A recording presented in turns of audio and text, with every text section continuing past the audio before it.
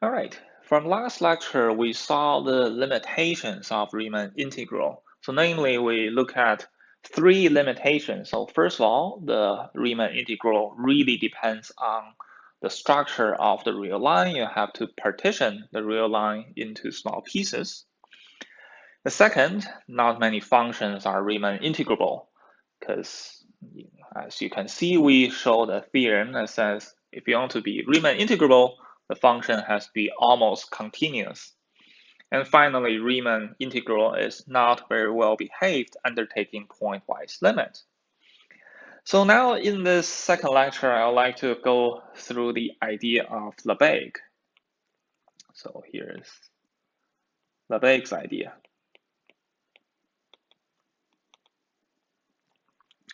So the idea of Lebesgue is the following.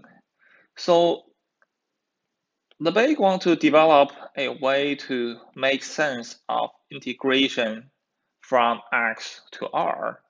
So let's take the same function again. So here's x and y, and you have some functions between a and b. So the Lebesgue idea is the following. So while if x is some general space that may not be easy to chop up, well, we know the range of f is always equals to r. So how about let's chop up the y-axis. So let's chop up the y, and for example, if you have some, say, yi plus 1, and you look at where this function is between these two y values. So as you can see, it's between these two y values on these three intervals. And you can approximate the area of each of these intervals by the following. Well, so again, you can use a rectangle. Well, it's just three rectangles right now. And the height of this rectangle, you can just pick some value between yi and yi plus 1. Let's just say I pick yi. And you also need a width of this rectangle, which in this case, you have three intervals. So basically, you need some kind of the length or the total length of these three intervals. So you need some length of where this function f of x is between yi and yi plus 1. So if you write it in a more abstract way, well, you can do the following. So the entire integral looks like the following. So I going from 1 to n of these yi. And the idea is you consider where this function is between these two values, this f of x between yi and yi plus 1. And you want to assign some number to this set. Well, in this example, as you can see, you have three intervals. It's easy to assign a number to this. You probably just want to assign to be the length of these three intervals added together. But as you can imagine, if your function is not so nice, if your set is some interesting set, this set can be quite difficult to describe what's the length of the set. So the idea is this value you assign to the set is called the measure of the set. Okay, so this function is the measure of the set. And when you take the summation, you want it to converge to something that looks like the integral of this function. And this is called the integral, or at least in the Lebesgue sense. So the Lebesgue integral is really doing the chopping on the y-axis. You don't chop the x-axis, but you chop the range. You chop the y-axis. And you need to assign some number to a bunch of sets. So ideally, what you need to do is the following. So ideally, let's just take the example on the real line. Ideally, you want to define a measure, or let's just use measure of A. Okay, you want to define it on every single subset.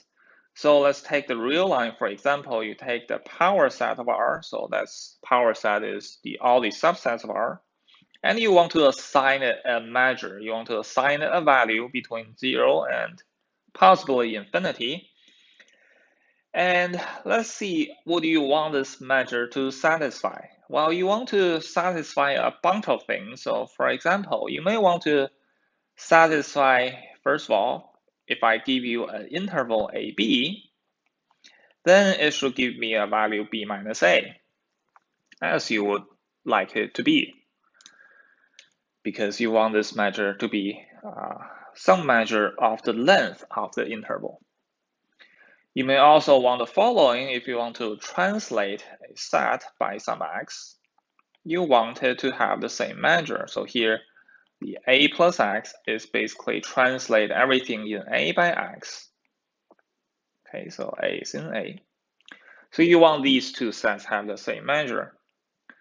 And finally, you would like to have some kind of measure assigned to the union. So if you have n going from 1 to infinity of an, where an are disjoints,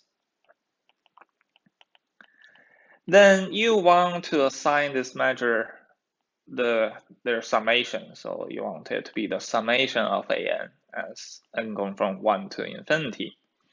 Because an are disjoint, so when you want to measure the length of the disjoint union, it's better to be the sum of their measure. And probably you've seen it from the PMATH 450. The problem is that such M does not exist. So here's the problem. Such M does not exist. Well, let's give a quick proof why it doesn't exist. Well, why is that? Well, here's the proof. So let's define a equivalence relation. So let's call x is equivalent to y if x minus y is in the rationals. And let's just consider the interval 0, 1. And you let the A to be basically you take one element from each of these equivalence class. So you pick exactly one x from each equivalence class. So basically everything in A will be some number between 0, 1, and any two x and y in A won't be equivalent because they will be coming from two equivalence classes. So now let's do the following. So let's let Rk, where k going from 1 to infinity, be all the rationals inside the interval -1 to 1. So we'll see why we need -1 to 1 later, but as you can see, -1 to 1, the rationals in there is countable, so let's just enumerate them as R of k. And let's let the following, let's let AK to be A translate by R of k. So I want to show several things. So first, I claim that AK are disjoint. Well, why is that? Well, if you have x inside AK and also inside some say AL, then what you can say is that because x is in AK, well, you can find A in A and some, well, AK is just A. translate by RK, so X has to be equals to some A in A plus RK. So here is A is in A. So that's a typical element in AK. And because it's in AL, it has to be equals to some other element plus R of L. So here B is again in A, and that's a typical element of AL. And now what you can see is that now A and B are both from A, and as you can see, RK and RL are different, but what you have is that A minus B is equal to RL minus RK, which is a rational number and is not equal to 0. So what you can conclude is A is equivalent to B, but A is not equals to B. Well, that's not possible because we only pick one element from each of the equivalence class. So these A and B cannot both come from the set A, so that's not possible. All right, so we showed A and R disjoint. Well, second, let's consider the following. So I claim the following. I claim that if you take the union of these AN, so n go from 1 to infinity, that's going to be containing at least the interval 0, 1, and it will be contained in the interval -1 to 2. Well, there are two things. So first of all, it's contained in -1 to 2 is easy because first of all, your A is contained in 0, 1. And each of these translations, this RK, is between -1 to 1. So if you translate it by RK, well, the least you can get is 0 minus 1, so it has to be at least -1. And the most you can get is 1 plus 1, which is 2. So each of these A plus RK is inside -1 and 2. So I should say A here and A plus RK. That has to be inside -1 to 2. So when you take their union, of course, is again in -1 and 2. Second, well, why it has to contain 0, 1 to 1, 0 to 1. So let's take any x belonging to 0 and 1, and there has to have an A inside this A where A and X come from the same equivalence class. That's how I define the set A. You pick one representative from each of the equivalence class. So there has to be a representative for X, the equivalence class of X. So now what we have X minus A is irrational. And because A is inside the interval 0, 1, we know the X minus A has to be some number between -1 and +1. It cannot be any further. So X minus A now is a rational inside -1 to 1. So X minus A has to be one of the RK, because RK are all the rationals inside this interval. So X minus A equals to RK for some K. So in other words, X is equal to A plus RK, which is an element in A plus RK. So what we show is that X is an element in A plus RK, so it has to be an element in the union of n going from 1 to infinity of these AN. So every X is inside this union, so the whole interval is inside this union. All right, so now suppose we have a function m that satisfies all the conditions we likely to have. Well, then let's see what's the measure of this union.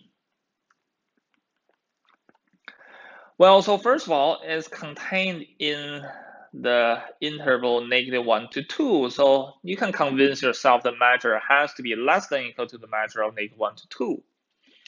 And by our assumption, the measure of the interval should be the length, should be less than or equal to 3. On the other hand, it contains the interval 0 to 1. So it has to have measured at least the length of the interval, which is 1. But as you can see, the measure of this union, this infinite union, because these AN are disjoint, we want the union, the measure of the disjoint union to be the sum of all the measures. So this should be the sum of all the measure of AN. But the measure of AN is equal to A because each AN is a translation of A. So this is the summation and going from 1 to infinity of measure of A. But measure of A is just a constant number. So basically you're adding the same thing infinitely many times. You can convince yourself this is never going to be a finite number between 1 and 3. So if you add a same number infinitely many times, either you get 0 or you diverge. So this is not possible. All right, so that's the proof that no measure or there's no such function m that can be defined on all the subsets of R. So, and there are 4 properties of this m. And if you think about these 4 properties, so let's go back to the 4 properties. So these kind of properties, the measure of the interval you wanted to be the length, you really want it to be true. So you really want it. Okay, so let's put a star here. You really want it to be the true. When you shift things, you want it to be the same, and that's really intuitive. That should be true. And finally, if you want to measure the disjoint union of stuff, it should be the summation of their measure. You want this to be true as well. So the only thing you may be able to relax is the domain of your function. In other words, you cannot define your function on all subsets of R. You may only define it on some subsets of R. And if you take in PMATH 450, you can only define it on the Lebesgue measurable subsets. There are some sets that are not measurable. So the sets we just defined is one of those sets that cannot be assigned a measure. So we just forget about it. We don't define a measure for them. So we want to say we only define our measure on some subsets of the power sets. And of course, we want this subset to have some nice properties. And this leads us to our definition of the sigma algebra, which we'll define in the next lecture.